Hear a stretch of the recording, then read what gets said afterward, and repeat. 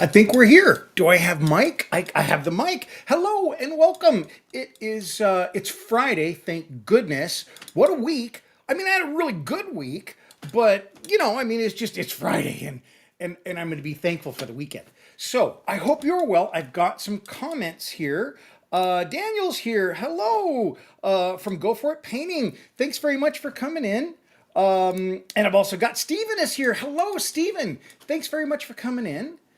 And there's Paul. Hello, Paul. It's wonderful to see you all today, and I really appreciate you coming in. Metal Slug is here. Wow, thank you so much for coming in. I haven't seen you for a little bit. Happy Friday, and thanks for coming in. My glasses are wonky today, so I'm trying to hope you're doing well. Thank you. I appreciate that very much. So I think this is going to be kind of fun because what I've got is, and I'm gonna swap this over here real quick.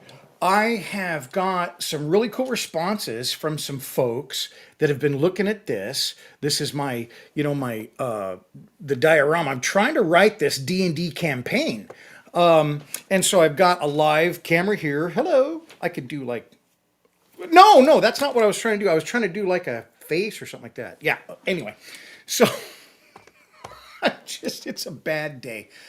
Anyway, it's not a bad day. It's just, when I got everything ready early on, and then I found a bunch more pictures that I wanted to show you. So for the last like 15 minutes, I just been hammering these pictures into my presentation because I've got a bunch of stuff I want to show you, and a lot of fun stuff that people have been sending in and suggestions and stuff like that. Howdy, Bill. Hope to see you this weekend during the 48 and 48. You will, Eric. Thank you so much. And that's one of the first things we're going to talk about. So let me go back to our other camera, and I got to figure out which one it is. And over here, we have a slide on the 48 and 48. So what is this? This is an online 48-hour build for a model in 48th scale, okay? And it's international. So the folks that are putting on out of the UK, it is for the Models for Heroes. And so what they're going to do is they're going to have this, and there will be auctions. In the past, it's been like on the hour, or the top of the hour, or sometimes every 2 hours. I can't remember. It depends on how much they've got. But they'll have auctions. And the cool thing about these auctions is it's kits that have been donated by big, huge model companies. On the website, you'll see them, I think, like from Tamiya and all kinds of stuff. It's got, folks are going to be online building, like the people that you always, see their stuff. They're going to be live online. You can talk to them. Well, not talk, but I mean, you can like text in and stuff like that, like this. And it's really super fun. And everybody is working on a 48th scale model. And you have 48 hours to complete it. And I want to say I've done 3. This would be the 3rd that I've done, and it's just super fun. There's a lot of conversation. It's run overnight because of the multiple time zones. So like it could be 11 o'clock at night and you're like, man, I can't sleep, but I can model. So you can like run down and get online, and it's just super cool. So thank you very much for mentioning that right off the bat, Eric. I'm really excited about it. It's a lot of fun, and you see a lot of neat people there. And yeah, I think it's really cool. So that is this weekend. Oh, and one of the things is, and man, this is a little bit nerve-wracking because I spoke to James Skiffins, who's the gentleman that's putting on Model Officer's Mess. That's his, like, on Facebook and all that kind of stuff. And so, and also Just Making Conversation, his podcast. So James is putting this on, and I was talking to him, and I mentioned this during this, one of my live streams, and I said, would it be possible to kind of contribute? I honestly, right now with, work and stuff like that, I don't have where I can give like something, for auctioning something off, because it is for a charity for heroes. Models for Heroes is for veterans, and So I said, is it possible if I did like a, I don't know, like a 2 hour live event and I host it and stuff like that, and then people can bid on that. And I was thinking, wow, that would be just so fun. But I didn't think about it until after the fact. Like, man, what if nobody bids? And I'm not trying to be humble pie or anything like that. I'm just saying, what if nobody wants to do that? That would be hugely embarrassing. But that's what's going to happen. So there is going to be, that's one of the things that's going to be up for auction. I don't know when, but we do 2 hours live, and basically we would just go over just kind of, whatever your ideas are, whatever you want to do with a diorama. And maybe you're saying, hey, I'm thinking about this. And one of the funnest things that I have online is collaborating with people. Okay. And I don't know if you're maybe new to seeing the live stream or something like that. Maybe you're not sure how that works and stuff, but I'm really into my comments, right?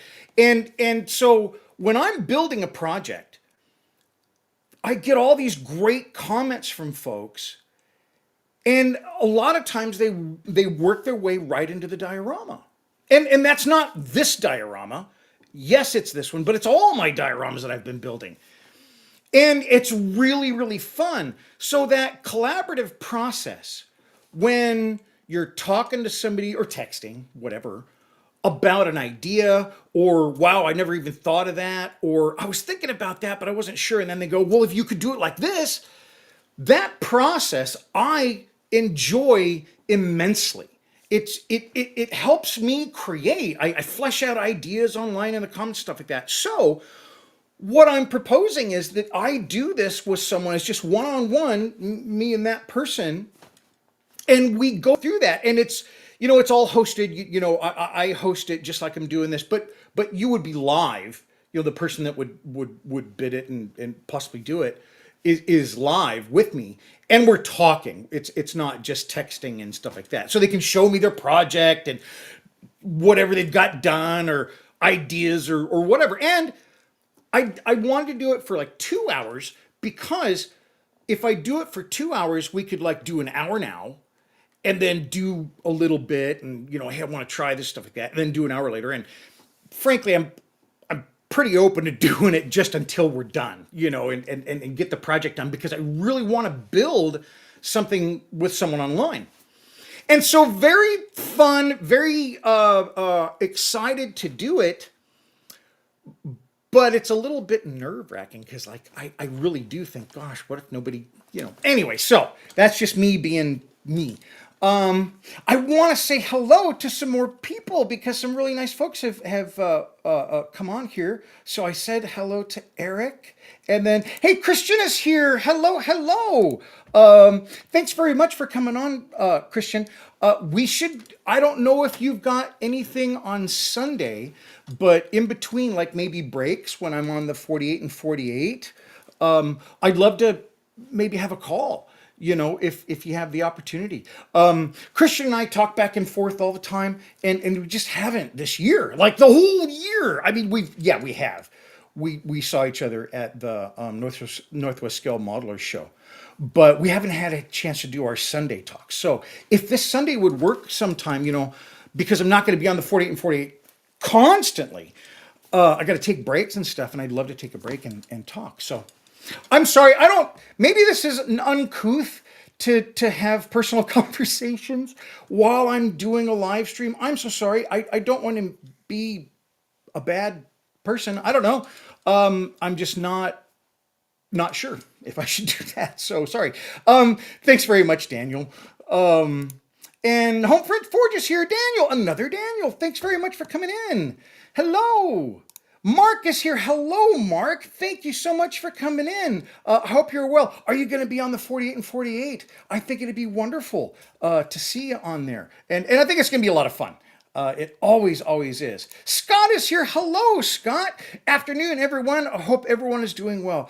You're so nice, Scott, and thank you so much. And it's great to see you. Now, you had a comment this week, and it's about our live stream today, because let's go back to this real quick. Not that. We want to go to here. So D&D Campaign Online Collab. What in the blazes does that mean? Well, what it is I have my diorama, and it's right over here. I've got the camera set up. We're going to look at it and stuff like that. But I've got a lot of pictures to do too.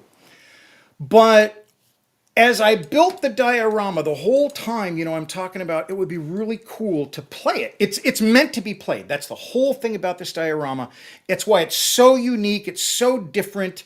It is meant to play a game, a D&D campaign in. Now, I know nada about writing a campaign. And I think that it didn't stop me because I knew that it would need like this place to play it in. And so that was just kind of my background. And plus, it's based on my favorite author, which Raymond E. Feist, uses or created the world for his books from playing D&D in college with his friends consistently, like for a long time. So they had built this world and stuff like that. And that world went into building the world here. So I had that background, but I don't know how to do the game. I don't know how to DM. I've only played D&D 2 times. And it was great, and I loved it. And I've actually been watching D&D on TV. I've got a big old TV on the wall. But the whole point is, Scott earlier said, he had a comment that said, I don't know if I can contribute. And my point is absolutely, and you do all the time, by the way, because Scott and I talk like daily, text back and forth and stuff like that. And I think that a lot of these little scenarios, Scott, as I explain them today, you're going to have a bunch of stuff that you're going to think of, because it's just like the other stuff that we've always talked about on building the diorama and the last diorama and stuff like that, because Scott has great ideas. So I just wanted to address that because you're like, well, I don't know if I can contribute. And it's like, man, I have no idea what I'm doing. And I built this whole thing. So I think you can. And Mark does confirm he's going to be on 48 and 48, which is wonderful, Mark, because like I said earlier, it is super fun. It is nice to be able to see the folks that, you see their posts and you see their amazing stuff online. And I'm like starstruck, I was once in a room with Martin Drayton. I literally, I'm in this room with Martin Drayton and I had been invited to be in. And I didn't say anything. And I really like Martin Drayton. I think his stuff is just amazing.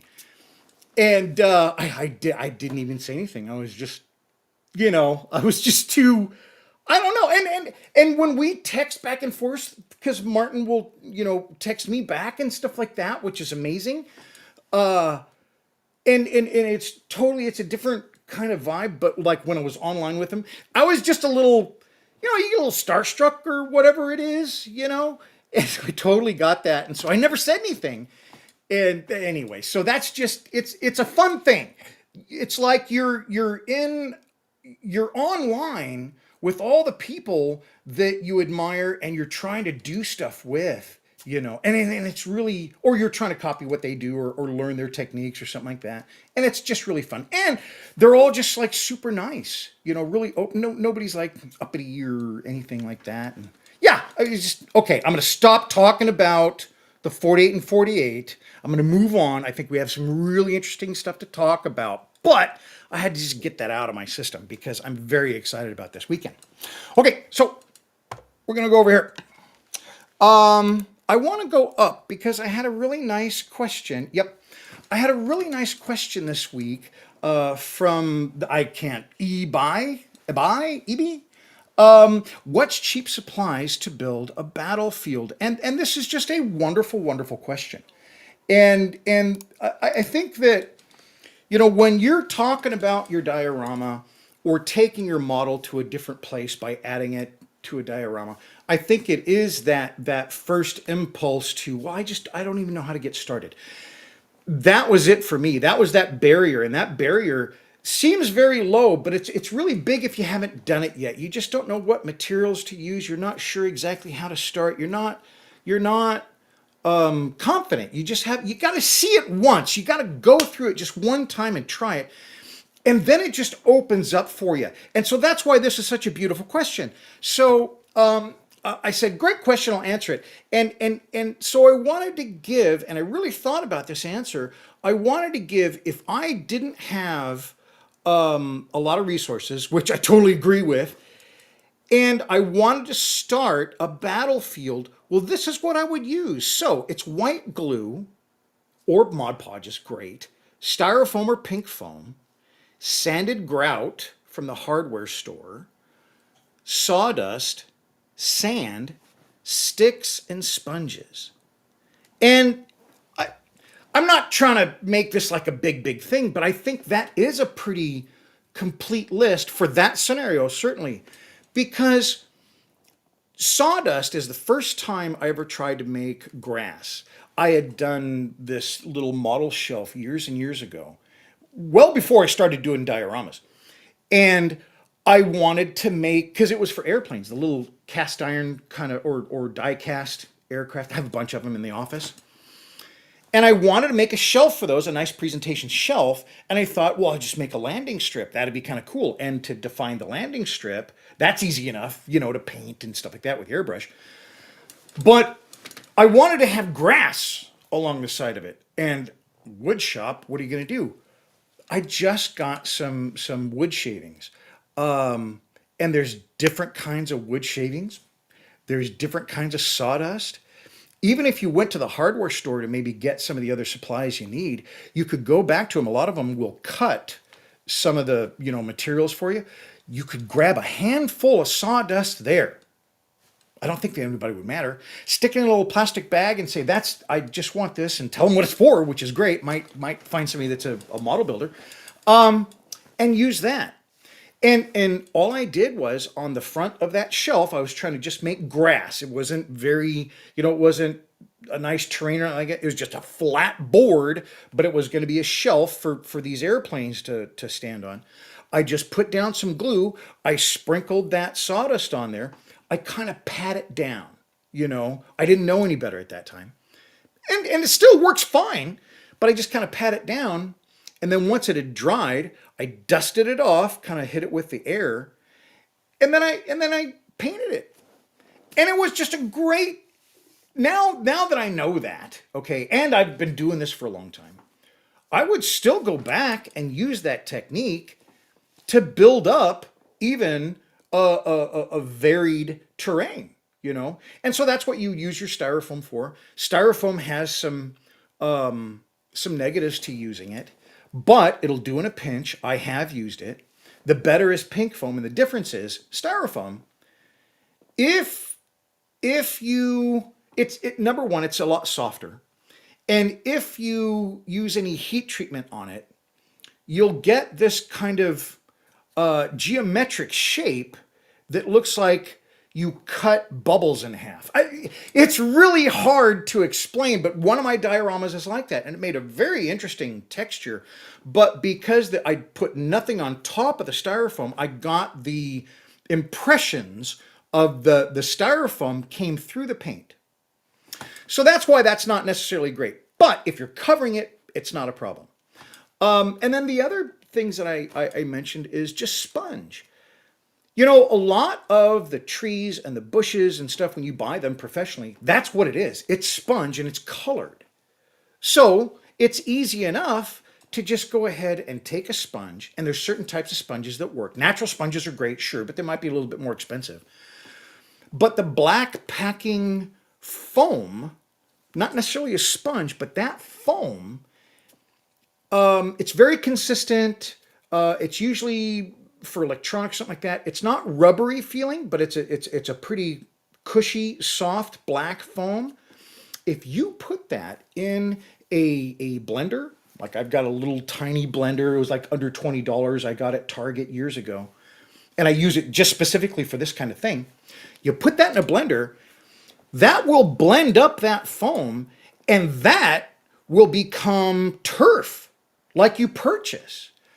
Now, coloring it is not that big a deal because, you know, when the stuff you buy, it's already colored, right? Well, who's an amazing diorama builder, model builder, video creator night shift, Martin Kovac, he will put all of his terrain down, the grasses, the turf, the bushes, and stuff like that. He'll put that down, and then he just black coats it and then paints it all. So you don't have to have like the pre-colored turf like you would buy from like Woodland Scenics or something like that, which is fairly expensive. I like it, and I love Woodland Scenic stuff, but it's pretty darned expensive. So you can make that yourself. The thing that I didn't put on there is grass. If you want grass, which in a battlefield you may not have a lot of grass except for little patches and stuff like that. But if you do want standing grass, I forgot to add just a paintbrush. Those natural fiber paintbrushes that you buy, they're just like the inexpensive wooden handles and stuff like that. They work great for grass. I use them all the time. I buy the Woodland Scenics grasses and things like that, and they're all colored very nicely, but those natural brushes work great too. So if you are interested in just starting and stuff like that, I want to repost this somehow to show the list, because I do think that's a fair, and I'll add brushes to it. That was a good one. But I think this is a good way to start, and it's about technique, and it's about learning, how to use those materials. And as I learned many years ago, once I saw Andy's Hobby Headquarters video on, doing Mod Podge and sanded grout, that just opened the world of dioramas to me. And I think that is very a clear testament to that, barrier of entry that we talked about right at the beginning of this. It's just that I'm not sure how to do it, and then something else takes your mind off of it, and so you don't come back to it.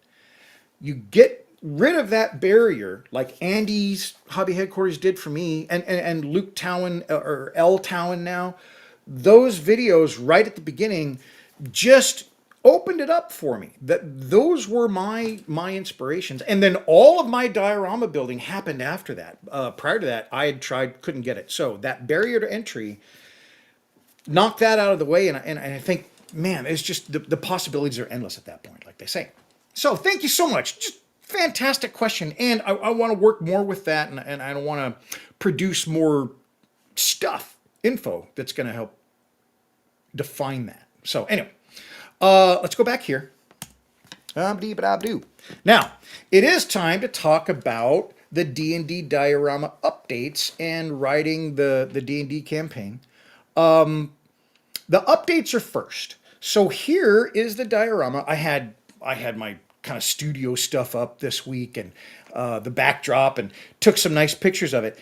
Because what I want to do is I want to be able to show it in crisp and nice detail, and explain each floor, each room, each level in great detail, so that the folks that are interested in helping with the campaign have something to look at. So that's what's coming up. This is an update because I had these wonky feet, and I got a little video here. Let me show that real quick, and then we'll come back to this.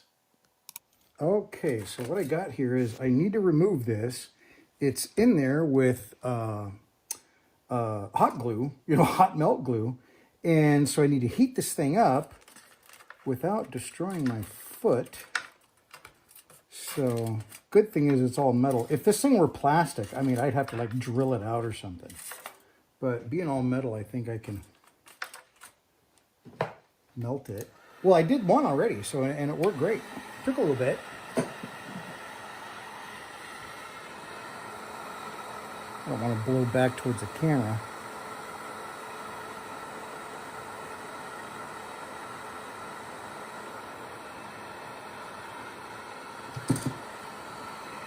And I've got this on high.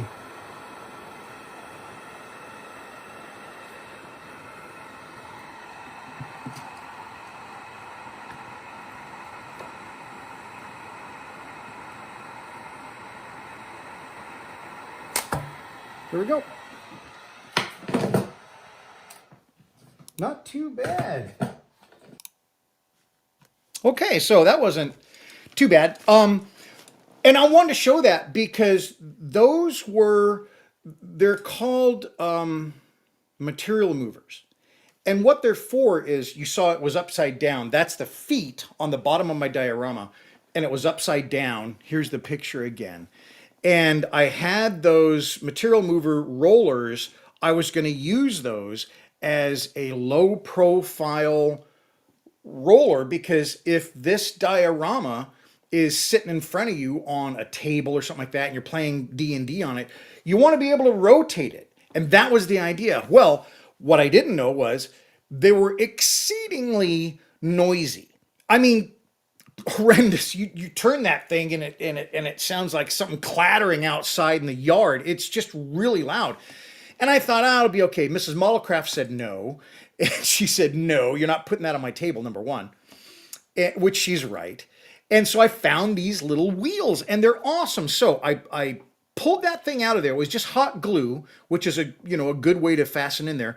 I had to put a plug in there, so I glued some plugs in there. I shaved them off so that they're flush, and then I got these little tiny wheels.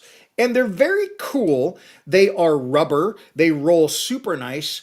They will not mar. They're so small they can go right on the bottom of the legs. I didn't have to add anything to the leg. And because of the orientation here, they will roll in a circle. So they're actually better than those roller kind of feet that I had. This is just a bigger picture of it to show how the wheels are oriented. So I put those on the bottom, and it works great. So I'm really happy with it. And that was just one of the things that was it took a little while, I'll tell you, but I think it's going to be a lot better. With those omnidirectional wheels that I had on there. The other thing about noisy was the thing would shift and move all over, to include turn. But really the only thing I wanted wheels, but not use a Lazy Susan. And, because I could have got one of those, but that really requires a flat surface. I wanted legs. I've got electronics underneath there that I have to get to. And so I wanted these nice legs. And so these little tiny wheels worked great. I think we just got them on Amazon or something like that. And I should put in a link. And so I'll do that. I didn't think about it before, but I will, because they work great and I really like them. And each one will hold like 17 pounds. So with using 8 of them, this thing is not actually that heavy. So I think they're going to work great. So now I want to show you this. Now, what the heck is this? Well, I'm going to go to a different picture, because there we go. On the left-hand side here, you see down below on the bottom, there's that black something or other. Well, it's a handle. And what that is maybe I should go to this here camera. That would have been a lot more appropriate. This is the cover for the lowest level, the lowest underground subterranean level of the diorama. And I just needed a hand. Perfect. It just stopped recording. Sorry. But I needed a handle on there, and so that's what I did. And that's just for, removing that. Well, what it is it's supposed to be a talon. And I've got better pictures here. Let me go back here. I will figure this out. I do have some better pictures. That is what it is. Now, this is a piece of ebony, and it's real ebony.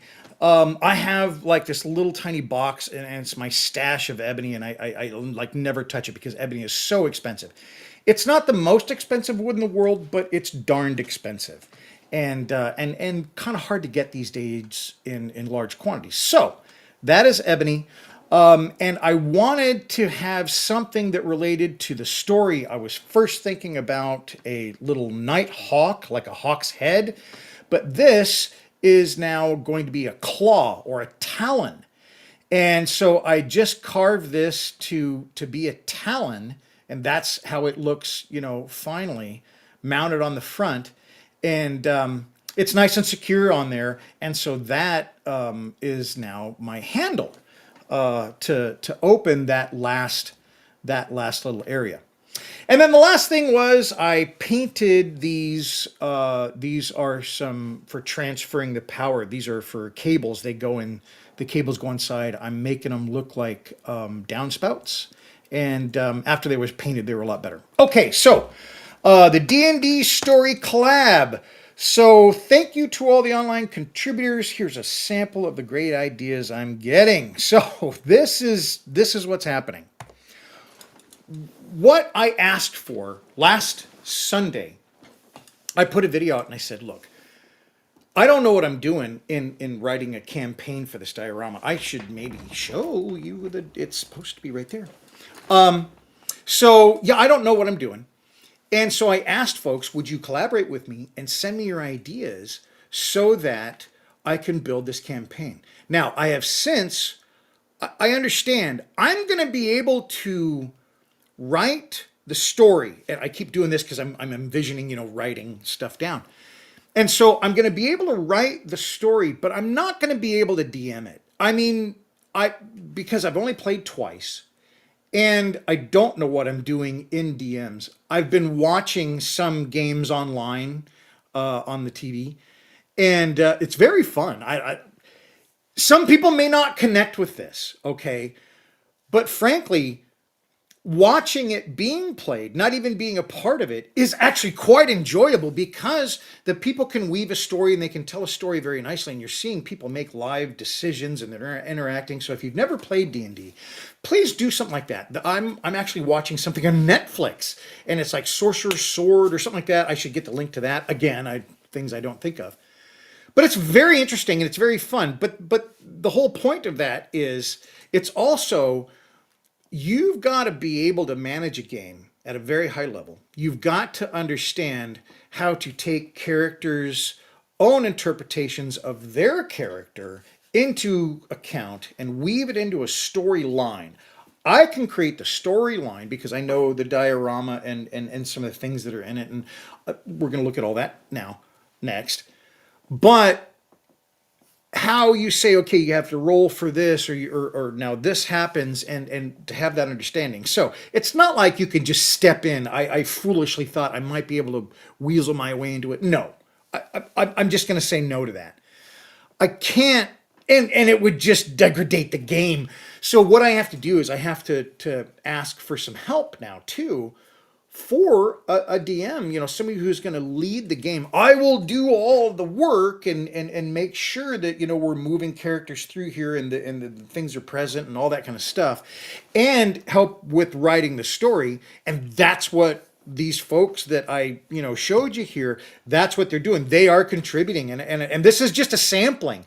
And like I'm trying to see his name here, Jeremiah, right up at the very start. He just gave me this beautiful, I mean, I have it printed out here, you know, just this really beautiful, here's how you structure it. You know, here, you go here, just people's time that they're contributing for this fantasy that I have of being able to run this online. Now, that also, I mean, I've never said I'm not going to do it. I am going to do it, of course, but it's just, I'm learning that I'm not going to be able to do it in the manner in which I thought. I can't DM it. I think I would ruin the experience for people if I did. I will host it and stuff like that. But if I can get a DM, that would do it. Now, I've got some friends, obviously, and family that could possibly DM it. So I'm going to, you know, look locally too. My nephew is DMing an online game right now, and we talked about it. And that would be brilliant. But yeah, it's just going to be a process. But for those folks who want to contribute, that's what we're going to do now. We're going to go deep into it, and we're going to look at everything in there. I had the backdrop up this week to take those pictures like you've seen, so that I could give a better explanation. So we're going to talk about the lore. We're going to talk about the background. We're going to talk about my references. I have all 3 books, which it's not all the books I'm referencing at all, but the 3 main books that give the elements to the story that we're going to be looking at. And this is not the written story that I'm going to be talking about and looking at our pictures here. Let's just go to them now. What we're going to be looking at are, pardon me, the history of each little room and what this scene is supposed to represent. So I'm trying to give background to the folks that are contributing, that they can have that knowledge, as well as I can elucidate. So anyway, that's what we're doing. So why don't we start back here, and I am just going to be starting to talk about it. So for those of you not interested, this is going to get awfully dry. Hopefully not. I mean, I think it's a very, very interesting story, but that's what we're going to be doing now. So let's go back to here. This is the diorama. It's not 100% complete, but it's pretty darn close. What I'm hoping to do is take the information that I'm going to be gaining from people and I already have to do those final details in the diorama that support the final story that comes up, because there's a lot of those things already in there. So let's go back to the pictures. This is the front and the basically the rear. Not exactly, it's a bit of an oblique view, but it gives a better view of the inside of the large building. The two buildings on the left and right are joined by a little walkway, but there's an office in there. There's somebody that occupies that space. The building on the left, I'm calling it Barrett's Coffee House, but it actually houses two businesses. The two bottom floors are Barrett's Coffee House. It's a two-story coffee house that in the book, Rise of a Merchant Prince, again by Raymond D. Feiss. I love this guy. I've got 20 of his books. But in this book, it shows Rupert starting his journey to build a business. It falls flat. He came from Ravensburg, and this is all within the general D&D world. It's Midkemia, but you're gonna hear things that if you're a D&D gamer, you're gonna understand some of these things. So to a high degree. So the young man comes from there. His venture is to start a wine concern, and he would be the guy that's bringing good wine from up north down into Krondor, which is where this is at. And Krondor is the prince's seat in the western realm of Midkemia. He's the second most powerful seat of authority in the kingdom, behind the king in Rillanon. So when Rue comes to Krondor, he's trying to sell wine, but it goes flat. He gets taken for everything. Everything is lost. All of his money, everything that he worked so hard to do, just because he didn't know how things worked, right? He didn't know about people that had established routes and established businesses and contracts with people that he's trying to sell his wine to. So it was a complete flop. And what happens at that point is Rue has no choice but to go back to Barrett's, where he's actually, he was trying to sell some of his goods to Barrett's, but Barrett's he goes to work there, and it's a coffee shop, but it's the beginning of like Wall Street, if you will. All of the high financiers from the Western realm in Krondor, that's where they go to talk business deals. It's where lawyers go to assist those financiers, the big money people. Deals about grains, and by virtue of how much they can secure, they can control pricing in some ways. So Barrett's Coffee House is a very upscale place, and the second floor of Barrett's Coffee House, and we're going to look at that. The the second floor to Barrett's Coffee. I gotta go here. This is the second floor to Barrett's Coffee House. These tables are actually purchased. They're purchased by people in the realm. And so these tables, as you go up there, you just can't walk up those stairs and go there.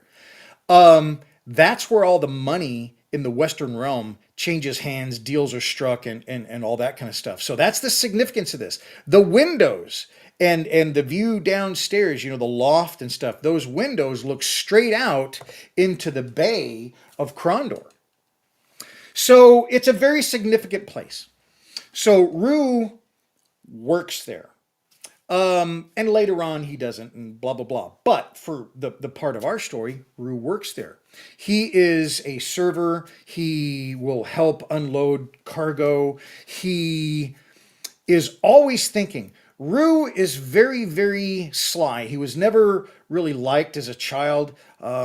He's described as having a bit of a rat face, a pinched outlook. He was not maybe a handsome man, but he was very smart, very capable, and very conniving. And not in a negative way, maybe leaning a little bit that way, but he honestly wants to make a good living. So that is Barrett's Coffee House. Now, downstairs, Barrett's Coffee House, there's just a regular... In my instance, there's a bar. In the book, there were tables and chairs and things like that, and there was a big railing, and there were two doors. I put two doors in one door to satisfy that, but in the book, there were two doors entry, and there's bar stools and stuff like that. I didn't want to put a lot in the lower part of Barrett's, because I want you to be able to bring characters in there, physically put your characters in there. And your characters aren't going to be to scale. Everything is going to be big.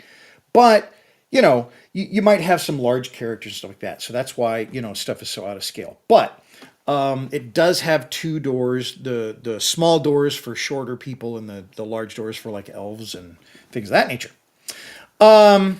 So that is on the lower level of the building. So now I want to do this. I want to go back up here and I want to show you what is above Barrett's, like I should have done. So here's the rear view of Barrett's Coffee House. It's the two floors there. The very bottom is a basement. We'll get there. But above Barrett's Coffee House, that's what I'm concentrating on here.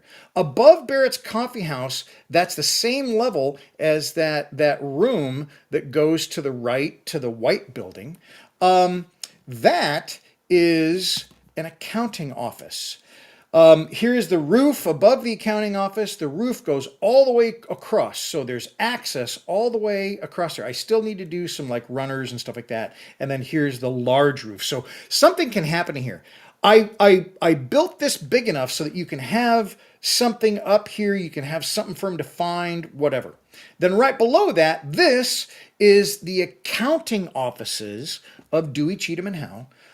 Not part of the story, something I added, but I wanted these accounting offices because I just thought, I've got all these financiers here, and we talk about all this money, but that's just passing notes and making deals and signing contracts. Where's the money behind all of it? I needed something there, to tie to it. So I added that floor, and that is the law/accounting offices of Dewey, Cheatham, and Howe. And so that ties to that little room. And remember that little room? So if you look right there to the left, you've got very strong door. That door on the left-hand side is a door that goes into that walkway that attaches the two buildings. I'm sure there's a proper name for it. I'm sorry, I don't know what it is. But that attaches the two. And in that is the upright man's office. So I think it's funny. But basically what we have here, and I'm going to see if I have that room. It's right below there. I'm sorry, I've got to get down to it. Man, there it is. So this is the room behind that very strong door. This is the upright man's office. Now, in the story, this is, and there's different names that the Upright Man goes by because the Upright Man is an alias. And the Upright Man is in charge of all of the underbelly of Krondor. And with feelers that go out to other cities and all kinds of stuff. But all of that, he's like the mob boss. He's like the guy. And nobody knows who the Upright Man is. But in the story, they have meetings with the Upright Man, and it's always described as, there's a bright light in your eye, you're tied to a chair, there's a table, a very small table, and there's a chair across from you, and that's the Upright Man's representative. You can never speak to the Upright Man. So, this is the Upright Man's office. Now, I like the fact that the Upright Man's office is literally attached to the money, basically, of the Western realm basically goes through here. It's not a bank. They didn't really necessarily have the banks, but that's what it is. I'm going to go back a little bit. And so here we've got the financiers in the upper floor of Barrett's. Then above that, we've got the accounting offices with a door directly into the biggest, crime boss in Krondor. Again, that is not in the original stories by Mr. Feist. That's something I added just for interest in the storyline. So, what is in this office? I'm gonna skip through these so I can get there, so you don't have to watch me blather. So in this office, you'll notice I left this open for the picture. There's an arm bar, or there's like a wooden bar device that you can put across that door, so it can't be opened from the outside unless it's broken down. But you see right behind on the left, there's a little panel. Now that panel actually does close and stuff like that. But if the Upright Man needs to get out, that is his escape hole. He's got a way out. So, he's not going to get cornered, so he can get out of that little escape hole, but you can't see it when it's fully closed. Right now, it's a little bit open. It slides back. And then it goes into this room. Now, I think I got to skip around to show you where we are. No, I don't. Look at that. So, you'll see on the left-hand side, the yellow building, that's Barrett's and the accounting office. The middle with the stained glass, that is the Upright Man's office. And then to the right of that is the upper floor with those two big barn door things on it. That is this room that's attached to the Upright Man's office. Now, the ballista. What the heck is this ballista for? So, it's funny. I don't know if I've talked about, I think I did, because somebody in the comments that I asked for stuff, they talked about what my idea for the ballista is, which is the ballista can shoot a heavy rope to a target out in the bay. Then the Upright Man can, zip line down to that target, get on that boat and make a quick getaway. Which was, my idea. But this person said, hey, they could do this. So I'm not sure if they got that from me or just came up with it, because I just think it's a great idea. But the other thing is I haven't added those yet. Right outside that door, there are going to be ropes hanging down, because that's what we've got this door here for. Those two doors are from, or for, I should say, lifting heavy stuff up into that high little warehouse. That's the typical, use for it. So it will have like block and tackle and stuff like that hanging up there. They're already built. I just haven't mounted them. And then with ropes hanging down. So the Upright Man can just go down to the street or shoot the ballista. And I just thought that was a real fun idea. Now, below that, we've got two more floors in that building, and that building on the right-hand side is a warehouse. So it's a little bit more rundown. It's supposed to be more rundown. And that is also part of the story from Mr. Feist. It is Rue's warehouse. He later on in the story, he's able to acquire part of that. Well, the Upright Man is above, remember? So this is another tie-in to Rue and the Upright Man. And I got somebody coming in. I should say hello. So, Luke, do a game. Howdy, Bill. A ballista has a few more uses than just escape potential. Never forget the offensive use of a giant spike. Absolutely. I 100% agree. So those are the kind of great suggestions that I'm asking for folks because ballistas are part of D&D, and they have a whole page, a couple of pages, I think, in the book, and talks about its uses and stuff like that. They can be mystified, they can all kinds of stuff. So that's the kind of stuff where a DM is going to understand it a heck of a lot better than I am, and that's where I need that help. So thank you very much. So yeah, so that the rest of that building then we're going to look at now. And that's just a warehouse, but it's also a place that I have loot. So this is the room right below the room with the ballista in it. There is loot, and I've got some in there. I do plan on putting more there. There's also a ladder below it, and then there is the sliding door that can take you out to the cart on the streets of Krondor. There's also a handle there because I've got a trap door. So that trap door, if somebody pulls that, triggers that trap door, you'll drop at, and I don't think I have a picture here, but you drop down into an oubliette. And I've worked a couple of ways to get out of the oubliette, but if you're by yourself and you get to the bottom, you're sunk until somebody figures out and goes looking for you. You're not getting out of that oubliette. If you're with someone, there's ways, or proper roll. There is a way, and I'm sorry, I think I might have a picture. Okay, so you see here, the wood at the bottom is blocking the view to the oubliette, but there is an oubliette that is right below this part here. But this right here is like an old, somebody escaped out of there somehow, sometime. So that will lead to the sewers, and we're going to get to the sewers. But that little hole to the right-hand side there, that can get you into the sewers, not back to where your friends are. It'll put you into the sewers where if they haven't gotten there yet, you're going to be like, oh no, where am I at? But there is a way. So like on a I put that in there so if you get the proper roll or something like that, as that trip goes, you think fast, you can kind of grab that ledge as you're falling, but you got to be really thinking fast. And if you don't, and you get the improper roll, then obviously you're in the oubliette. The ladder above there, that will fit down there with the trapdoor open, and it is long enough to get to the bottom of the oubliette so that you can get out of the oubliette. And there are some steps. So anyway, that's part of the stuff that I added in, the little trips and stuff like that. So these things I'd love to be able to work into the story.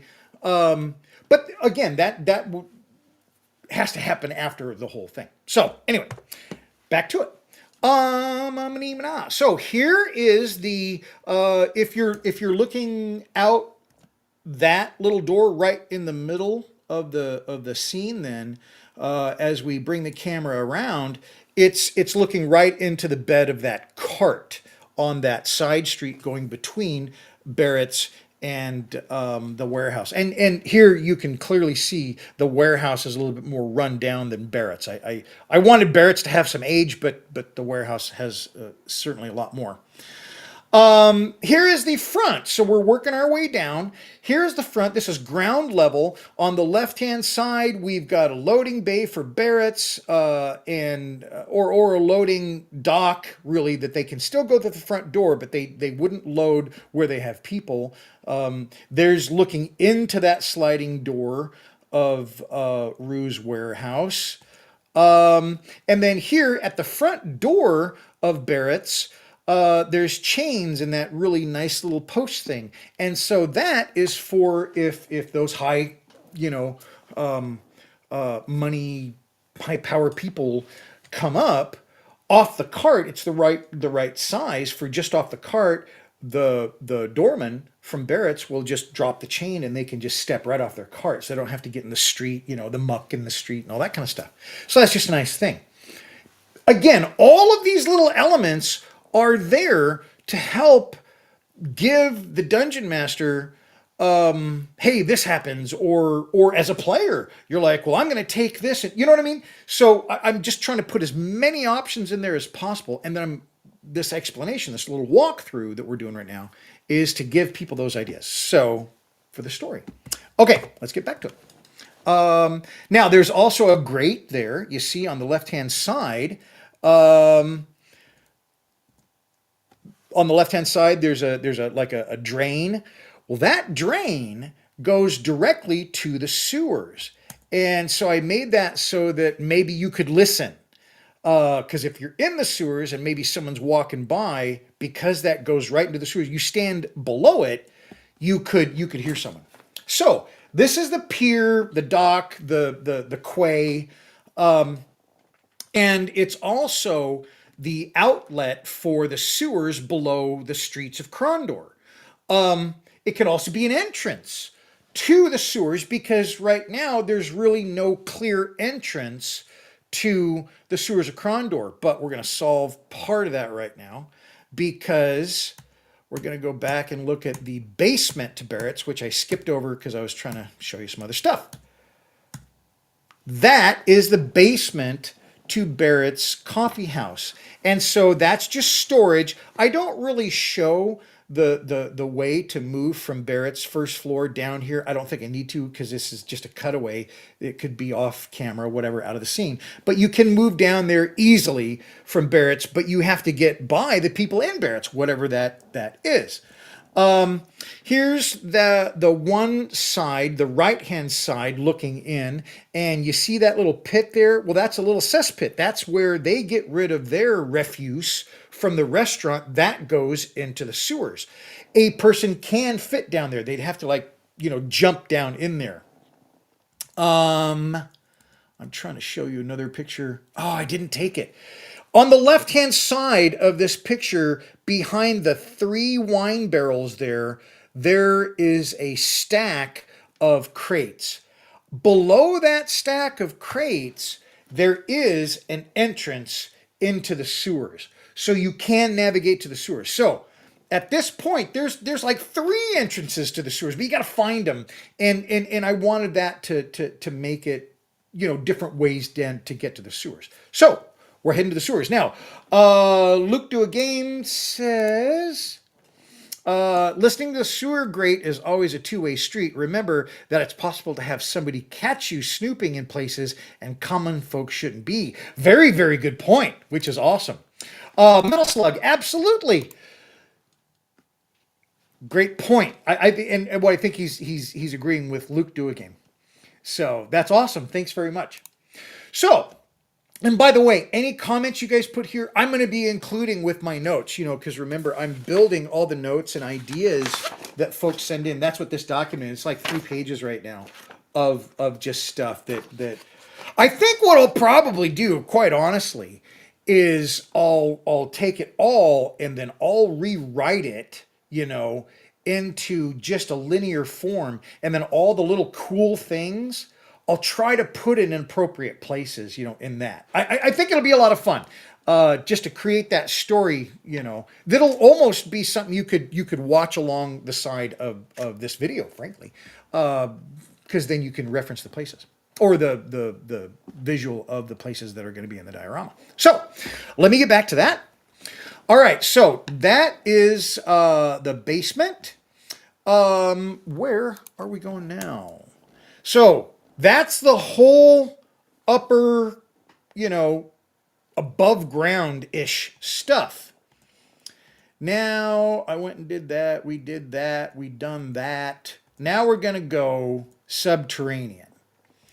So there, we talked about that pier. I am going to have more fishing kind of things on the pier.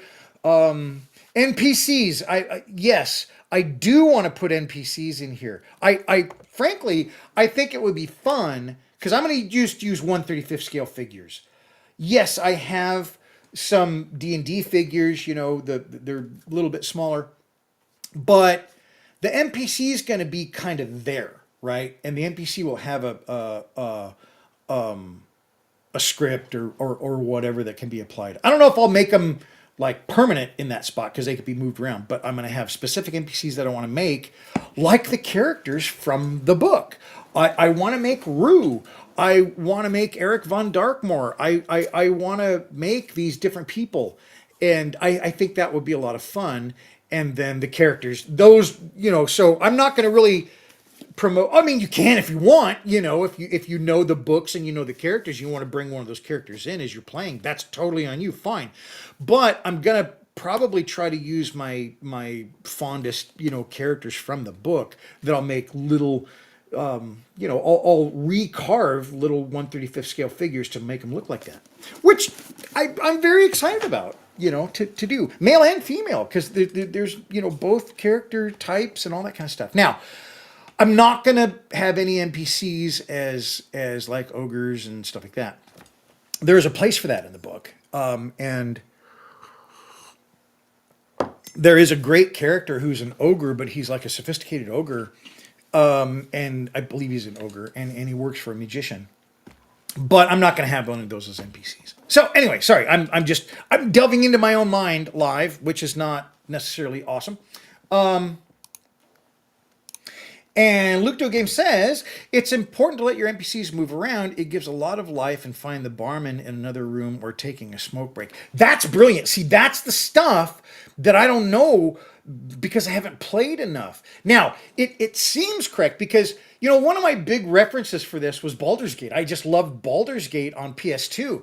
And I like that view and all that kind of stuff. And, the underground elements and all that kind of stuff. But mixing that with the game too. So the first idea was to do like from the video game, again, not having played, the Baldur's Gate D&D, game. Sorry, I just smacked my mic. Sorry. I get really excited about this. I just love this thing. So in that, it would show, you go to the bar. That's where you figure out this. That's where you figure out that. That's where you get your information. That's where a lot of intel is dispelled, and hey, yeah, there was somebody in here last week going, and I think they're down that, and so you would come out of the bar or the inn and do that. Well, that was the initial idea. And then when I decided that's what this diorama is going to be basically like, because I'm doing the D&D part of it, then I said, well, what is my personal storyline that I can relate right to D&D, and then it came back to Magician and Raymond Feist, because Raymond Feist has all that. But in Baldur's Gate, that was something common, the NPCs were moving around. They'd be general area, but they weren't always right where you said, because like you go back to the inn in Baldur's Gate and you're like, hey, I was come back, I finished that mission or whatever, and I'm come to see this person. Well, they're not here anymore. They left, So yeah, perfect. I love that. Thank you very much, Luke. Can I call you just Luke? Is that okay? Instead of Luke Do a Game, though Luke Do a Game's cool. So let's get back in it. To get down below, we've talked about that a little bit, and parts of that'll be good. If you look straight in, thanks, Luke, I appreciate it. So if you look straight in that drain right there, that's where you see this. Now, let's talk a little bit about this underground as we get into it. This, I should have done just a straight top-down picture, but if you look on the left-hand side, there is the image of our deity that is in that little alcove. See, there she is right there. And she's looking basically to the sea. She's looking to her right. So it's oriented, so she's looking towards the sea, which again is an element that you can say, utilize the direction she's looking to, look for your thing that you're looking for. So anyway, that's why I use that. And she is just a D&D character, but I tried to meet her like an effigy. So she's in there. So in this picture, she's on the left-hand side. So that kind of gives you some orientation. So we're looking from the the right side down into it. And there's this big walkway. I've got this bridge over the sewer. On the right-hand side, there's a mirror. There's this big Gothic-looking mirror on the right-hand side. On the left-hand side, there's the effigy, the goddess, whatever you want to call her. There are sluice gates for each of those canals that join in that Y. And then in the middle of them, you see that hole, and then there is a big metal grating there. Here's a different view. This is looking from the mirror toward the effigy. And then here is where we were before. We're exactly the opposite side. You can see that there is a water wheel, and that water wheel is functional. That water wheel actually does open that metal grate that you can see down there in the middle. And so that's part of the quest. You know, I've put that in there, and there's a bit of a puzzle to it. Here's another view now looking from basically the rear straight to the front, and there's the sluiceway. So down here, there's that water wheel again. That water wheel to the right of it, you see that little ramped thing? That little ramped deal is what comes from the basement in Barrett's. So that's where they throw their refuse down, and it's below the street where the grading is. So again, you've got three things that kind of converge there for listening or whatever, or making noise, like Luke was saying. And Metal Slug, don't be making noise because somebody could hear you down there. So you got to be really careful. So there's the sluice here. Now I got to go back. As we're looking right here, straight ahead of you, and on the right-hand side is our effigy. She has to be moved mystically or something like that. And behind her, there's a doorway, and that doorway opens up into a room behind her, or behind that long wall that you're looking directly at. So now let's get back there and see what's in there. That's this. This is, and it's active. The wizard is in here still. So obviously there's got to be an NPC in there. The wizard guy. But he's actively doing all kinds of alchemy. This is an apothecary. And so there's books, there's maps, there's mysticism, there's potions, there's so much stuff in here. So you can grab stuff and you can replenish and you can do a lot of stuff in here. Now that mechanism right there that you're looking at, the wheel in the middle, is directly connected to that water wheel. And it is hard connected, so it only spins one direction or it's stopped. So it only goes counterclockwise, or for folks in Europe, anti-clockwise. And so that rotation needs to be connected so that all these other pulleys and workings and the counterweight, you see there's barrels in the back, those counterweights, and again, this physically works. It connects to, this is a straight down shot, it connects to underneath so it can open the grate. Now this is what's underneath there. Let me go back here so I can show you the water wheel again. So there's the water wheel. There's the shaft again that you can see that goes over and pierces the wall that goes into the wizard's little apothecary there. And then down here, we've got the grate. See that grate? Well, underneath there is a mechanical movement that physically does open that. It actually works. And you have to figure out how to do it, because when you're in the apothecary, when you're in here, the one rope that's attached isn't attached. I've got it hanging on the wall. So there's a hook back there and it's just wound up and hanging on the wall. To the left-hand side here, there is a little white frog with his tongue sticking out at the bottom, but he's something, obviously. And then above him, levitating, there is that little purple kind of, I don't know what the heck it is. It looks like a bunch of grapes on top with like green leaves hanging down. And what this stuff is, all these little items, Mrs. MC found these, and they're called remint, and they're little figure things, gaming stuff, miniatures that are all made in Japan, and we got them off of what is that? Plaza Japan. Love that Plaza Japan website. And like every few months, Mrs. Modelcraft will get her stuff because she's like totally into Sumiko Garashi and the remint stuff. And so, and like little miniatures and everything. But she orders that, and when she does that, I'll, throw stuff in there and order stuff too. But this last time, she ordered just a whole bunch of stuff, and that's where all these fun little items came from. And then I was able to put them in here, and three of them I was able to light.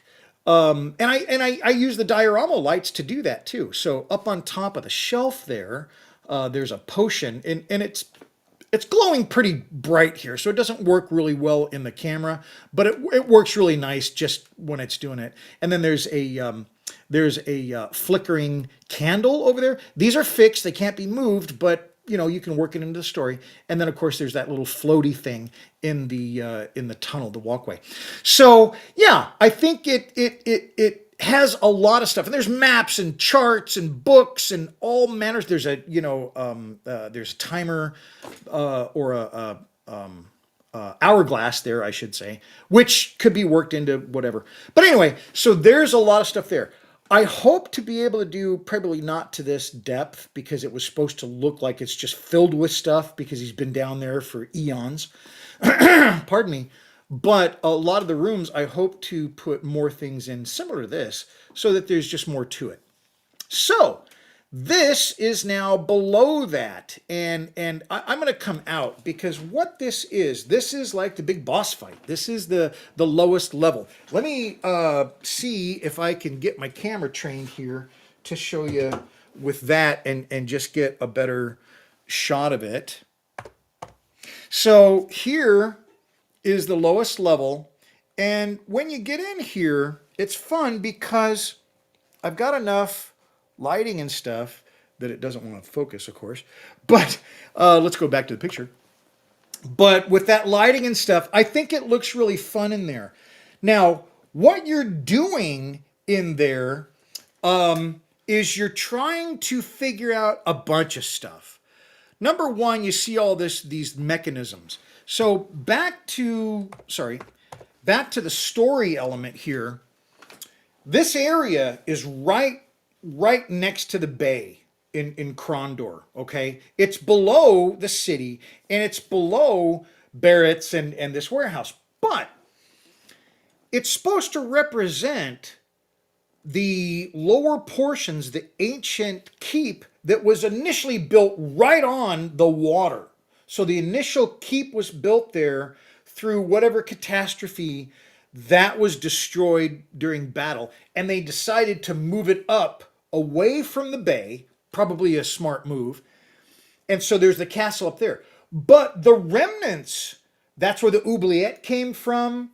That's where the sewers, part of the sewers, the where the wizard's at, his apothecary, all that, the fact that the deity, the woman statue is down there. That's all remnants of it being below a keep, okay? And so then when we get down to this bottom level, and we're looking in here, this is even prior to the keep, because the story here is, and I've got some nicer top-down shots. Here's a little bit better shot here. The story is, this was an old grotto, and in ancient times, before any of this other stuff was here, it was, and before anything was even built up, there was no stone in there. This grotto held this pit, and this pit has been worshipped.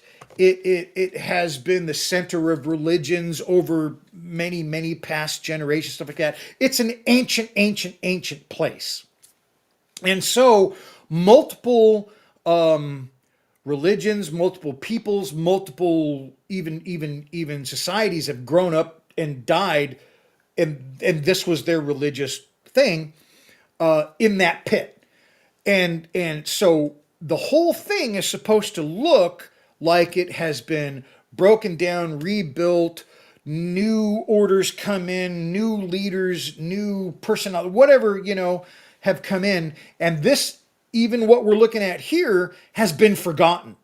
What's down here right now in this has been completely forgotten. And part of the quest is somebody has an idea, it's here, and they're looking for it. So that's just part of your quest. Again, when we get to the writing part, all of it can be changed and stuff like that. But that's just my initial idea here. So the ancientness of it and all that kind of stuff. Now, what is this gear meant to do? So looking at that pit in the back, I'm going to come back to that. Looking at the pit in the back, you see that there's this apparatus, this whatever machine. It moves that hoop, that wooden hoop, from that pit in the rear through mechanical means to this thing in front, this little dish in front. So I think it's probably better to look inside here because we can see how this actually works. So we're going to swap cameras. And I'm going to try to do a little bit better here. Maybe some actual focus would be good. Let's try that. So right here in front, or first off, we'll start here. This right here, and I'm going to swap again, needs that. So that on the wall, that is on the 3rd floor in the accounting offices, and it looks like an old shield or something like that. I wanted it to look kind of like an old battle shield, like it's just something from that. But what it actually is it comes off a little mount there, and it goes on the end of this right here. And so then you have this big crank handle, and what that does is it moves that hoop. Remember I talked about that before? That hoop from over the pit, which has this yellow light coming out of it, beaming up from it, and it moves over here. And then what you do is you can put items that you discovered during the game, and then you can lift them up into the middle of it, and they'll change color, or this light will be emitted, and it'll tell you something. And what that is that hoop has an electrical coil in it, and I have little tiny LEDs that are wireless that I have embedded in. I've only made 2 things. One is it's like a cup, and the other one is like a horn, like a drinking horn. And so those 2 items have those little lights embedded in them. And so when you put them in that and you raise them up into that little circle, because that coil's in there, they'll light up. I have 10 of those little lights. They are like green, blue, yellow, red, white, whatever. And so the idea is each little item that you find throughout your quest, you bring it with you, you collect it, and then when you put it there, it changes color when you lift it up, and that tells you something. The idea that I had working with my nephew a couple of weeks ago was what you could do is the pit in the back, you can still make your way to it. The pit in the back is a portal to the next adventure, the next realm, the whatever. You decide that in the story. But by putting those articles there, and then the colors that they reveal, because they have different colors, that determines something about your next adventure after you jump in the pit. Maybe it's what your character does. Maybe it's what your character has. Maybe it's an enhancement. I like the idea that once this happens and you don't know what it's going to be, your character changes. So after the game, basically, your character changes. And so whatever the next adventure you're going on, you have to build a new character. I just kind of like that idea. Just because. I don't know. I don't even know if it would be good in a game. People that actually do play the game a lot would know. But I just like the idea. So that is what happens down there. So you have to kind of quest. You got to find this thing and carry it like on your back and all that kind of stuff. So these are the elements that I'm hoping will make this into a fun, adventure that you can play.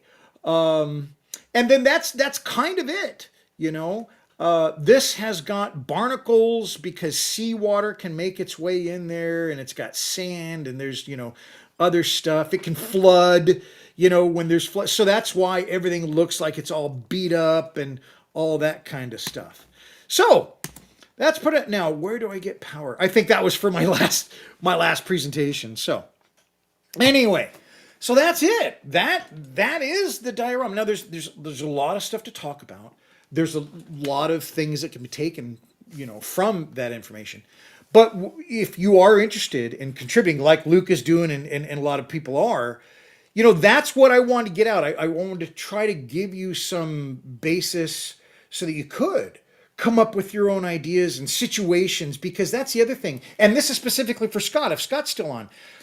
This is where I think now you, Scott, can say, hey, what about this? Because like I'm doing, when I'm designing these different elements, I'm not saying how, like down here in the bottom, placing the articles in there, I'm not saying how that fits into the storyline. It's just, that's kind of a neat thing that they can do in that environment. And the same things in the other places up in the accounting office. If I come up with something that might be able to do fun in the environment, that can always be just, shoehorned right into the story. So if you have ideas, Scott, yeah, throw them this way. And like I said, one of the other purposes of getting this story going is I do plan on building some more scratch-built details that will enhance the story. So if you have ideas with your ideas about the storyline, about something I can build, and no, I don't want to build another one, to extend the story yet. I'm not saying that.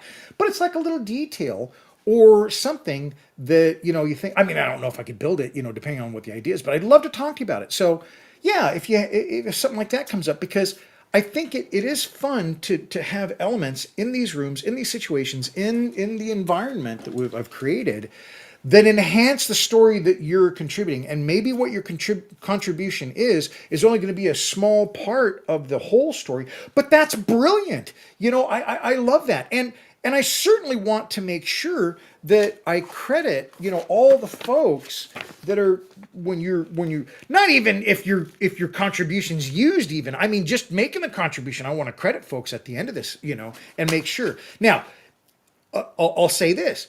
If you don't want your idea credited to you or your name out there, because some folks that I have on here, they have like the red thing. They don't want, to be shown their comments and stuff like that. That's totally fine too.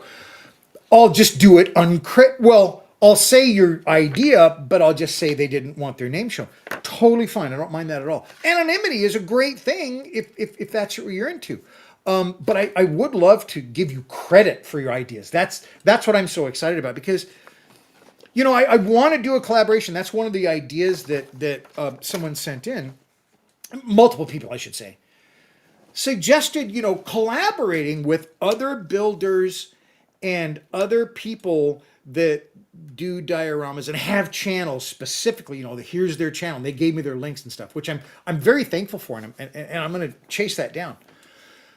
But I wanted to go and first talk to the people that have been contributing all along. And that's the folks that are watching my videos. I started this in May of last year. May.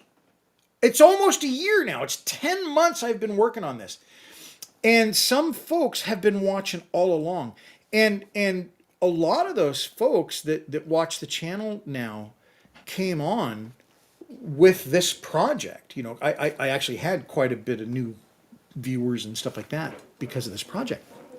And so those folks have been contributing, not just like here at the end, but all along.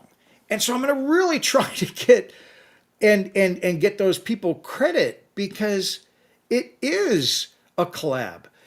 Yeah, I love the idea of collaborating with other creators and stuff like that, and I want to do that, but I wanted the first chance to be for the folks that have been here from the start, So that's kind of why I'm doing it this way. And thank you so much for these suggestions. Now, Luke has one more.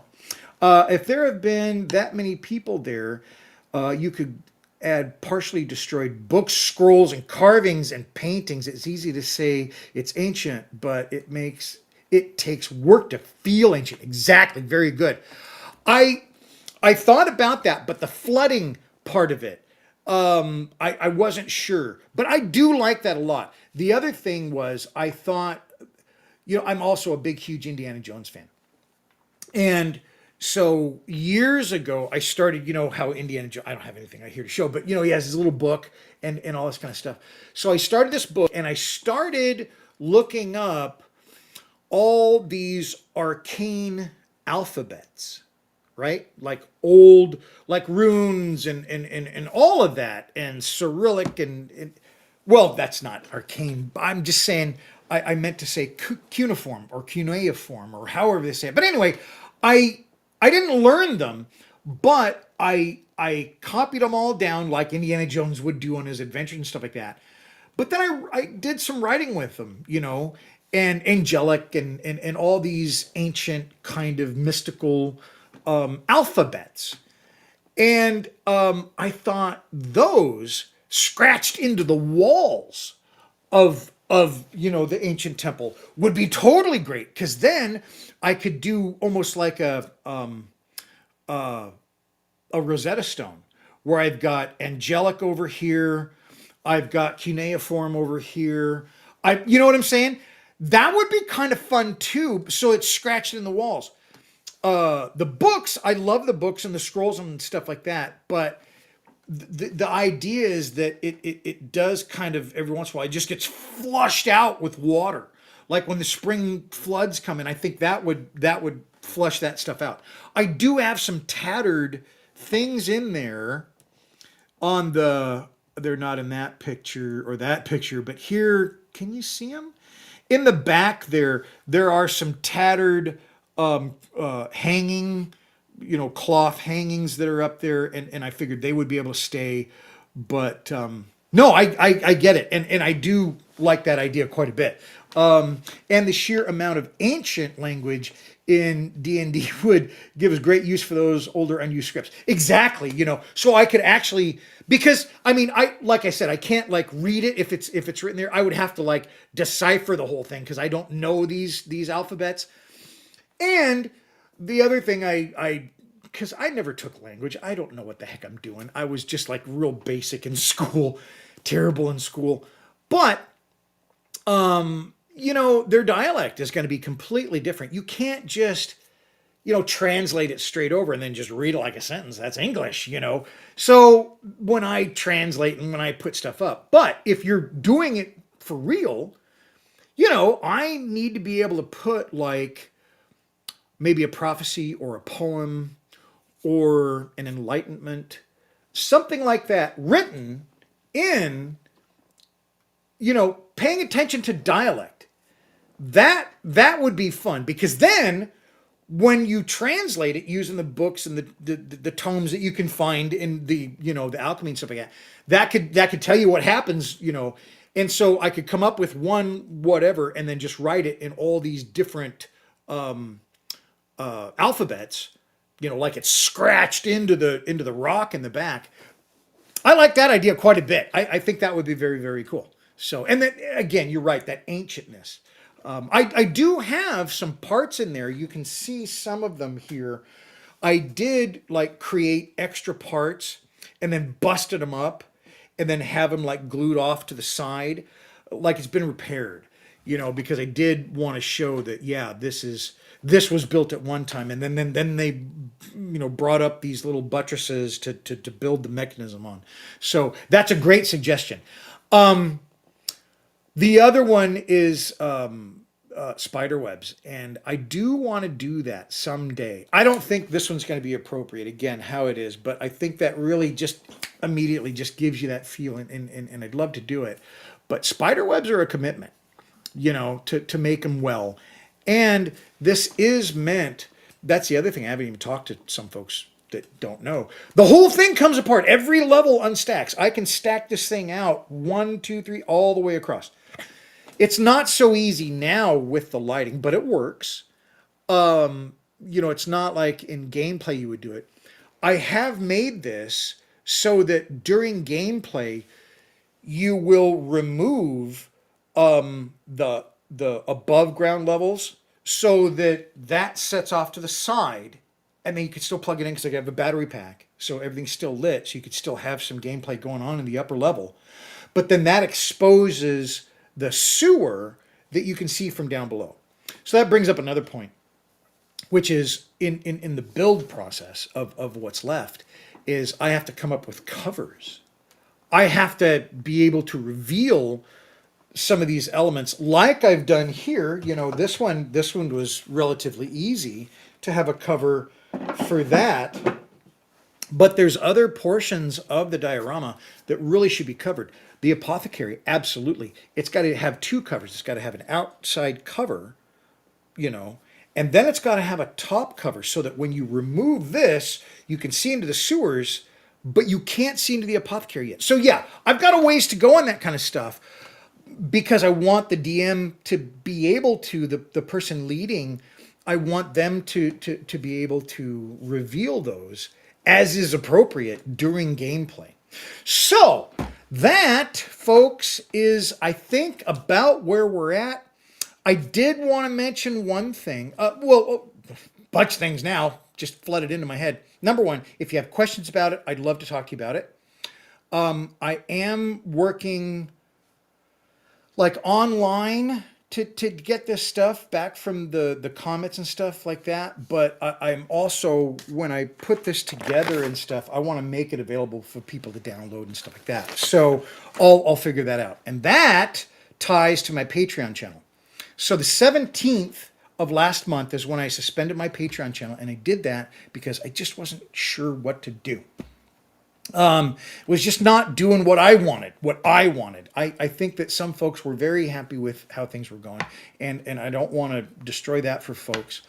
But because I wasn't sure what was happening with it and how I was going to progress with it, I suspended payments. So nobody was getting charged, but you still have full access if you're a Patreon member. That is going to go for another month. I do believe I'll be bringing Patreon back. But before I start charging again for people that are already, members on Patreon, what I'm going to do is I'm going to send you out a survey. And I want to know when you want our group builds. When is the best time to have this stuff? My schedule is fairly flexible.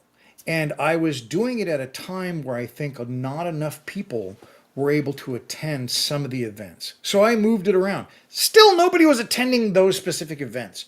So I'm like, well, then nobody wants to do it. Now, I say nobody, but I want to be very cautious with that because I have a friend that did attend those with me, but it was typically him and myself. That was it. And that was wonderful. So I want to continue that, certainly. But I want to offer things for the money that people are sending me. Goodness, I want to make sure it's what they want. So please tell me what you want on Patreon. I feel like I'm doing things that I think you want, and because of the response, the non-participatory kind of reaction, even though they're subscribed, I think people are just like, well, maybe I like your stuff, so I like to subscribe, but I'm not interested in the content. I want to put content up there that you are interested in and that you are interact with. And that's part of this reorganization of my whole channel and what I've been doing here for the past 3-4 weeks now. So yeah, please just tell me what you would like, and I'd love to supply it. It is my goal that you really like to engage with the channel, and if it means that I do things at different times, if I change my content presentation differently, or I concentrate on, you tell me. That's the whole thing. You tell me, and I like to do that. I am going to continue with my channel and all of it. Yeah, we're past all the. I had a little crisis 3 weeks ago, going but it's continuing. I've talked with Mrs. MC and I'm looking for a day job. But even if that doesn't happen, because it's hard, I'm going to be 61 this year.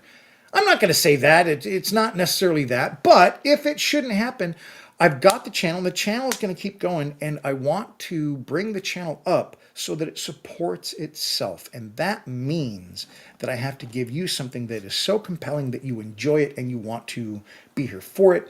And you're even sometimes wanting to give some money for some things that I offer. So that's the other thing. I've been talking about products for 3 years. there's not a single product that I can offer you today. That is going to change. And I think that'll be fun. So thank you so much for everybody's comments and your contributions. I do want to go and collab with other folks, but I'm loving collabing with you right now. And so I don't feel I'm missing out on anything. And I really enjoy it because, you know, if you're here, you like this stuff, at least parts of it, and that's why I enjoy doing this. So thank you again, thank you. I really do appreciate it. Thank you to all my patrons. I do have a slide, and I do want to, you know, show you, because there's some just wonderful people. And I also have some YouTube members. And Stephen was actually even here earlier. I'm not sure because I just go on forever. So Stephen may not be here still, but Stephen is also a YouTube member. And I am working on more. I don't know if you've noticed, but I have put a heck of a lot more, member only content on the YouTube channel, because there are older videos that I did that were more, you know, like woodworking and stuff like that. That's what I thought I was going to do when I first started 4.5 years ago. But now it's really solidified to dioramas and everything goes around it. Now there's still woodworking in it, which is beautiful because I love doing woodworking.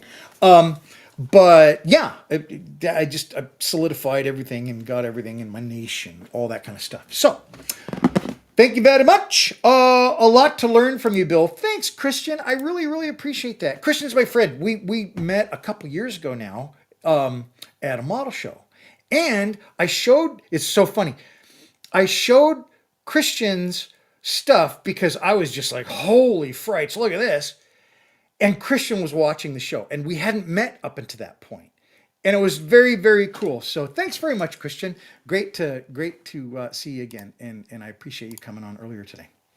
So thanks very much, everybody. If you have any questions, tell me, message me. And you know, look, it's not out of the question that we could get on like face to face on something and talk about your ideas and stuff like that. I can do that. It's not a big deal. You know, there's nobody saying I can't. So yeah, we can do that too. So if you have some really cool ideas you want to talk about, yeah, we could just schedule something and get online and talk about it. So I hope you have a wonderful Friday. I hope you have a wonderful weekend. Please take a look at this. Is that upside down or right side up? That's upside. That's right. Please take a look at the 48 and 48. Now, to get there, to find it, it's on Facebook, but you can go to www.48-48.org. Pretty easy. And just, you can go there and you can read all about it. James Skiffins has done just a wonderful job in putting everything together. There's going to be a lot of people there. There's going to be a lot of models. And it's a wonderful cause. It's for UK veterans. I just want to make that clear. It's not for US veterans, though there's lots of people involved in the space looking at getting something like that here for the US too. And it's just not this particular event. This is for UK veterans. But there's going to be some wonderful things that are up for auction.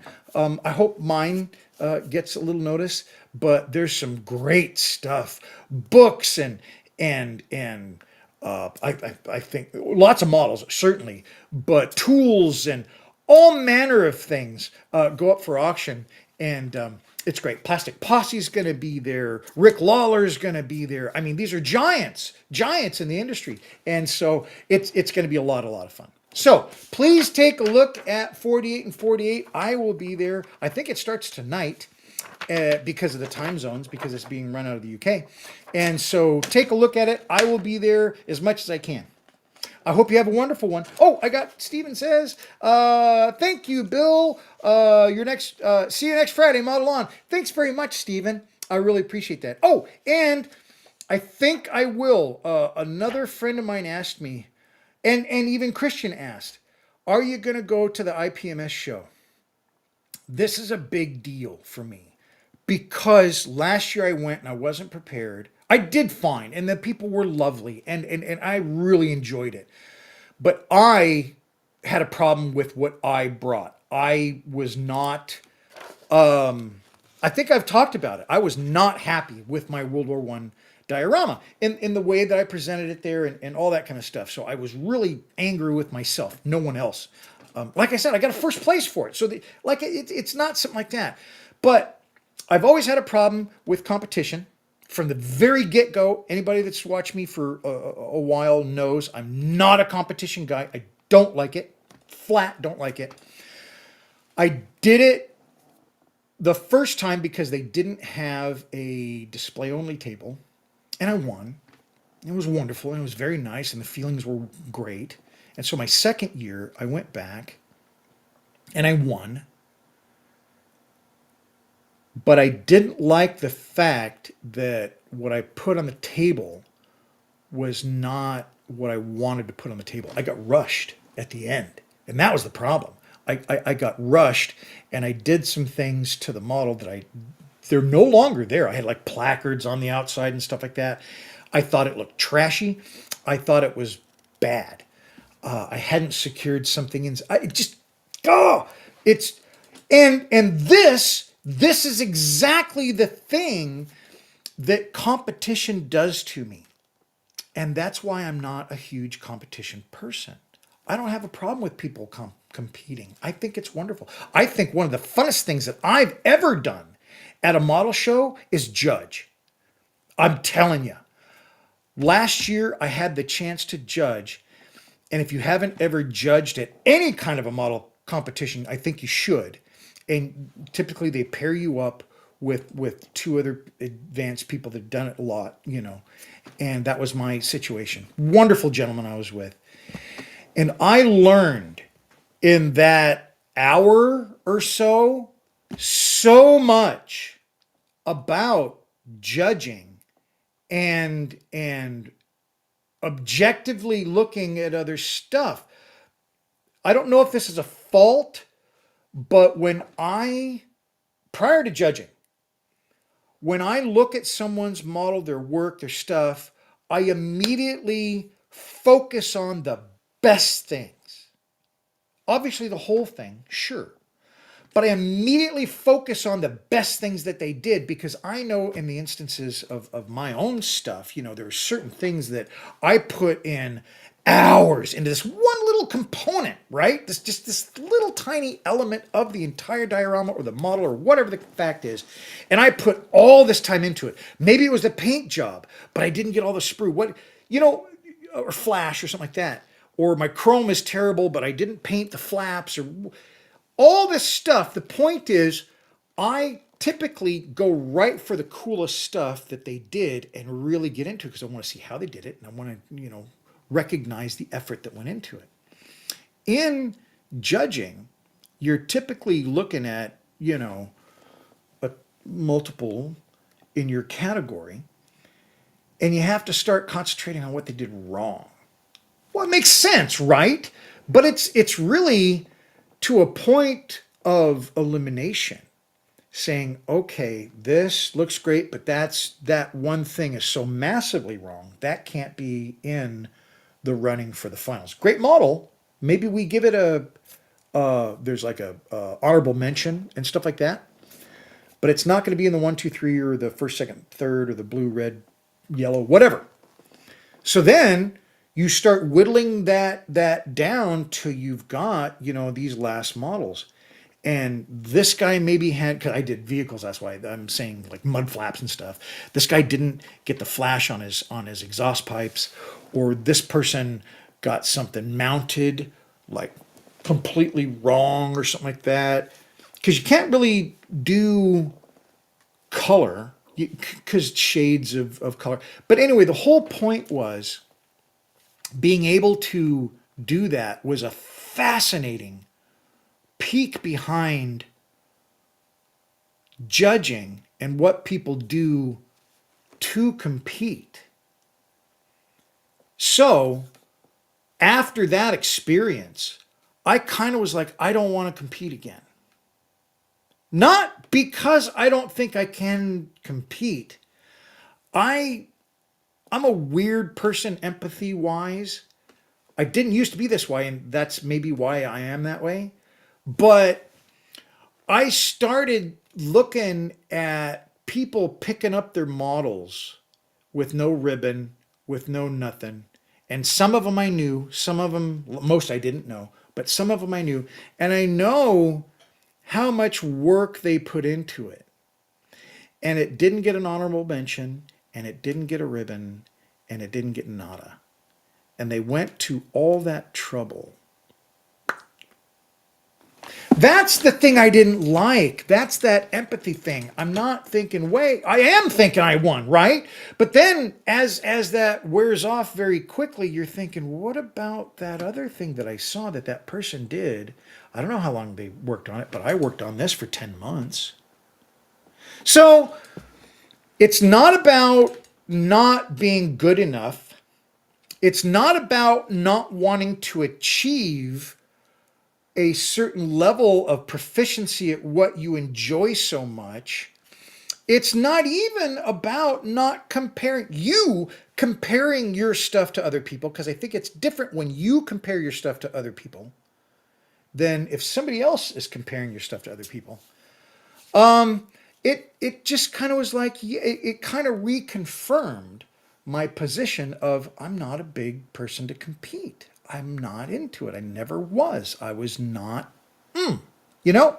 So, yeah, that's the problem that I run into. If I go and I enter, I do want to place, win, or whatever. It's just that's the venue, that's the purpose. But if I don't go, I've got folks that said, man, because this happened earlier this year, I did not bring this to the Northwest Scale Modelers show earlier, which is non-competition, blah, blah, blah. But I did not bring this, and people were really, a couple people were just like, well, I saw that stuff before. I wanted to see that. So there's this weird thing there, and I feel that I don't know how to answer that question. This is something that it's so confusing to my brain the way that I think. I just put it off to the side. So I'm like, yeah, I'm not going to go. So now that was my earlier, and now because of the people saying they wanted to see stuff, now I'm going to, I don't know. So I really fight these battles. You may think that this is a little thing and it's stupid or whatever. And you can have that opinion. That's totally fine. That I'm not saying that's bad. I think it's stupid that I have these little battles in my brain, but I really, really, I don't have an answer yet. I don't want to go to the competition and compete, but I also loved judging and learning about it and seeing other people's things. That's remarkable, because I saw stuff last year. It was just ridiculous. That was amazing. And again, that's that whole thing. They didn't place or nothing. And that bothered me. That really bothered me. I saw this just insane work, and it bothered me. So yeah, I'm sorry. I don't want to be flaky. I hate that. I like to be, make a decision. But this one is a big deal for me internally, trying to figure this out, because I have very, very conflicting feelings about competition for modeling specifically. I don't, if you're a runner or and if you like competing, that's great. Everybody has their own perspective. And I have friends that won, and I'm like, man, that's amazing. I love that you won, because I know how much work they put into it too. I just can't focus on that. I try to focus on the whole thing. And like I like minuscule and tiny stuff, details or everything. Well, that's with everything that I do. The details and the minuscule and the just the finite stuff I love to dig into, and doesn't make it easy sometimes to just like, don't worry about that, because I do. So anyway, I'm going to stop blabbing here. Hey, Bill, I'm on vacation for the next 2 weeks. If you want to get together, let me know. How's your schedule look like? That's perfect, Christian. That's brilliant. So yeah, maybe not Sunday then, because I have the 48 and 48, but maybe, sometime next week would be perfect too. Next week I'm working on products. So that'll be fun. Yeah, that would be great. I will contact you, Christian, and we will maybe do something next week. That's great. Well, thank you, folks. I'm sorry. I just keep going on and on and on and on about crazy things. So I'm gonna let you go, and thank you so much for hanging around. I can't believe you have.